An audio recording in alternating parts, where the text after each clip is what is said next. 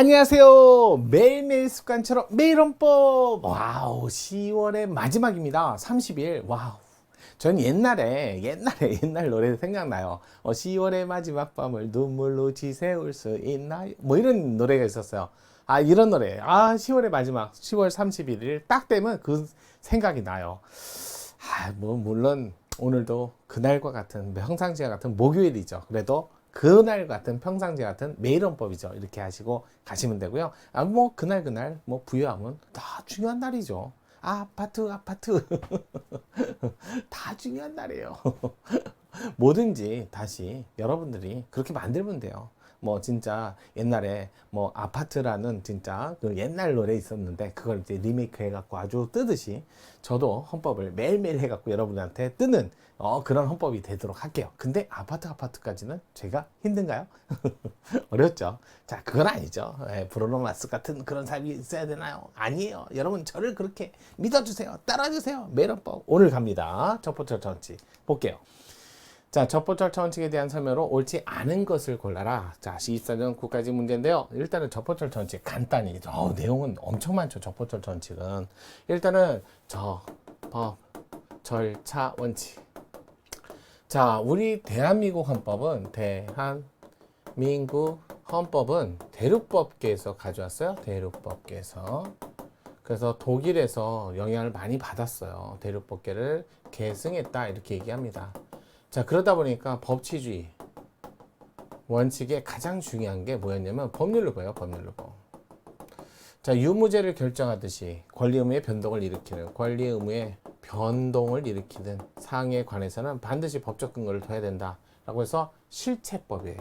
실체법을 중심으로 발전한 법 시스템이에요. 그런데 적법절차 원칙은 절차에 관한 문제예요. 실체가 아니라 사전 절차.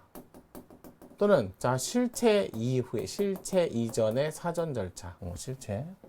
실체 이전의 사전 절차, 이후의 사후 절차. 이런 것들을 얘기하는 거야. 이거 사전 절차, 사후 절차. 이렇게 국가작용을 사전, 사후 하면 신중해지겠죠. 뭐 실체를 넘어서 이런 것들을 중심으로 발전한 게 영미법계예요. 자, 그래서 우리나라 대한민국 헌법에는 이렇게 대륙법계에 따라 법률루보를 중심으로 하는 그래서 37조 2항 같은 이런 것들을 법률의 근거를 두고 이렇게 발전을 하다가 드디어 6공화국 때 드디어 영미법계 개념으로서 적법절차 원칙이 12조 1항, 3항 이런 식으로 들어오게 된 거예요. 물론 나머지 조문도 있지만 대표적으로 1조. 그러니까 원래 없던 걸 가져왔기 때문에 여기에는 적법절차에 관한 기본적인 이념이라든지 그런 게 없었어요. 그러니까 여기다 쓴 거예요. 적법절차 원칙이라는 걸 받으니까 이 원칙을 명시적으로 쓴 거죠. 여기다가 왜 신체의 자유는 모든 국민은 신체의 자유가 있다. 그런데 그걸 위해서는 적법절차 원칙을 준수해라. 이렇게 써놓고 이게 원칙이에요. 우리 여러분은 마찬가지잖아. 법치주의 원칙, 민주주의 원칙, 자유민주주의 원칙, 그 다음에 국민주권 원리 이런 것들은 원리 질서 제도는 원리 질서 이런 것들에 관한 규정은 어디에 포함되어 있는 명시적으로 써있질 않아요. 명시적으로 써있지 않지만 뭐 전문이라든지 또는 본문 등을 볼 때 다 포함되어 있다. 당연히 포함되어 있다. 이렇게 얘기를 하잖아요. 여러 가지 조문을 볼 때. 마찬가지요. 12조 1항 3항을 볼 때 적법절차 원칙이 포함됐다. 왜? 없던 걸 갖다 집어넣었으니까. 그래서 사전 절차, 사후 절차에 관한 원칙을 여기다 써놓은 거야. 그래서 11조 1항에 신체의 자유에 관한 적법절차 원칙을 갖는다. 그래서 법률에 의하지 않고는 체포, 구속, 압수, 수색, 신문을 받지 않냐면 이렇게 돼 있고 그 다음에 법률과 적법한 절차에 따라 의하지 않고는 처벌, 보완 처분, 강제노역 받지 않는다 이렇게 얘기를 하잖아요. 강제노역을 받지 않는다 이렇게 돼 있잖아요. 적법한 절차에 의하지 않고는 법률에 의하지 않고는 받지 않는다. 그러니까 우리나라에서 일반적으로 모든 영역에서 형사 절차 빼놓고 모든 영역에서는 법률에 의하지 않고는 체포, 구속, 압수수색을 받지 않고 또 여기 보니까 법률과 적법한 절차에 의하지 않고는 처벌, 보완 처분, 강제노역 처벌과 보완 처분, 강제노역은 형사 절차. 형사 절차에는 법률만 있으면 되는 게 아니라 적법한 절차에 따라 이 말인데 우리나라에서 입법, 행정, 사법 중에 가장 절차를 잘 준수할 것은 법원이잖아요. 그래서 법원에 가서 절차를 거쳐라 이렇게 된 거죠. 그래서 법률만 있으면 되는 게 아니라 입법부뿐만 아니라 사법부, 여기는 입법부의 법률에 의한 통제 이렇게 된 거예요. 그러면서 이제 나온 거야. 근데 검사의 신청에 따라서 법원이 발부하는 허가장이죠. 그건 이제 사망이 써 있는 거지. 그러니까 분명히 법률에 의하지 않고는 체포고소 압수수색을 신문을 받지 않고 법률과 법원에 가서 거쳐라. 그러니까 이건 원칙적으로 모든 영역에서 쓰는 거고, 예외적으로 형사 절차에서는 이렇게 조금 더 엄격히 써라. 그래서 예외적인 형사 절차의 구체적인 예를 여기다 구체적인 사례를 예를 영장주의 를 여기다 써놓은 거죠. 그래서 검사의 신청, 법원이 발부한 영장. 그럼 검사의 신청, 법원이 발부한 영장은 사망. 그럼 법관이 직권으로 공판 중에 발부한 건 12조 1항이 근거라는 거예요. 이렇게 정리를 좀 하셔야 돼요. 그냥 막 넘어가실 게 아니라 이게 정리를 좀 하셔야죠. 그래서 검사의 신청, 법원이 발부한 허가장이다라는 개념하고, 그다음에 법원에서 직권으로 공판 중에서 발부하는 영장으로서 명령장은 12조. 명령장은 이루어셔야지. 직권으로 발부하는 영장은 이렇게. 왜냐면 요 12조 1항과 3항은 원칙이니까. 그래 놓고 이제 형사 절차뿐만 아니라 모든 행정 절차까지 확장되는 변호인의 조력을 받을 권리. 그럼 변호인의 조력을 받고 형사 피고인은 국선 변호인.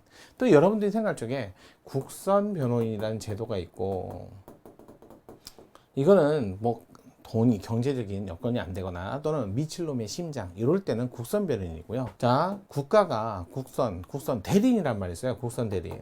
여러분 조심해야 돼요. 국선 변호인은 형사 절차에서 이런 뜻이고요. 국선 대리인은 이거는 헌법소원에서, 우리나라에서는 헌법소원에서는요 반드시 국선 대리인을 쓰셔야 돼요. 그냥 일반 변호사가 아니라 사설 변호사가 아니라. 많은 분들이 그렇게 얘기를 하더라고요. 헌법재판소법 헌법소원하고 그 다음에 탄핵 절차에서는 국선 대리인에 의한 헌법소원 절차에 변호인을 둬야 된다는 거하고, 사선 개인적으로 하는 변호인하고는 다른 말이에요. 그러니까 국선 변호인은 뭐 사선이 아니라 물론 법원에서 정해주는 거고, 여기는 헌법소원 사건에서는 국선 대리인이라는 말을 쓰니까 이것만 좀 구별을 하세요. 국선 대리인은 헌법소원, 형사 절차에서 경제적 돈이 안 되거나 또는 미칠놈의 심장일 때는 국선 변호인은, 이거는 오로지 국선 변호인은, 이거 형사 피고인만 이렇게 나오니까 형사 절차에서만. 그러니까 국선 변호인을 아무 때나 쓰시면 안 돼요. 형사 피고인만. 국선 대리인은 헌법소원 사건에서. 그래서 변호사 강제란 말 쓰는 거는 국선 대리인을 써라 이 말이에요. 그러니까 사선 말고요. 이렇게 정리를 좀 하셔야 돼요. 물론 국선 대리인도 어찌됐든 헌법재판소가 그렇게 신청을 받아서 하는 거지만, 변호사 중에 제정을 하지만, 그래도 국가를 통해서 선임하는 과정을 거쳐라. 개인적으로 하지 말고, 아니면 개인적으로 해도 국선 과정을 거치라는 거죠. 그런 게 좀 특이한 거예요. 그러니까 선생님 헌법소원하고 탄핵 절차 말고도 변호사 쓰던데요? 아니, 그건 국선 대리인 말고요. 이렇게 정리를 좀 하시면 될 것 같습니다. 자, 볼게요. 그래서 적법절 전체 할 말도 많고 엄청 내용이 많아요. 연립법계의 큰 기둥이니까 얼마나 내용이 많겠어요. 근데 시험에 나올 정도만. 여기는 이제 판례예요. 강제 퇴거하면 연결받은 건 누구예요? 불법 체류자. 자, 근데 보호할 수 있도록 하면서 보호기관 상한을 마련하지 않은 거, 이거 21년도에 이거 헌법 불합치 결정 받았잖아요. 저 원칙에 반한다. 토지 등의 소유자의 100분의 30 정비 예정구역 해제 요청. 왜요? 이거 5년 동안 아무 짓도 안 해요. 예정구역을 지정해 놓고. 그럼 어차피 흐지부지 돼서 안 할 거잖아. 그 다음에 100분의 30만 인정해도 해지를 요청한다 해도 거기에 따라 이 신청 제도를 통해서 행정 쟁송까지 절차가 마련돼 있어요. 그러니까 30회 이상의 정비구역 해제 요청을 한다. 반드시 하라는 것도 아니고 불복 절차, 이 신청 절차도 마련돼 있기 때문에 특별시장 해제권자로 하여금 지방도시계획위원회 심의를 거쳐 예정구역의 지정을 해제할 수 있도록 해제할 수 있도록 하는 거니까 강제는 아니잖아요. 따라서 이거는 적법절 전칙에 반하지 않는다라고 나와야죠.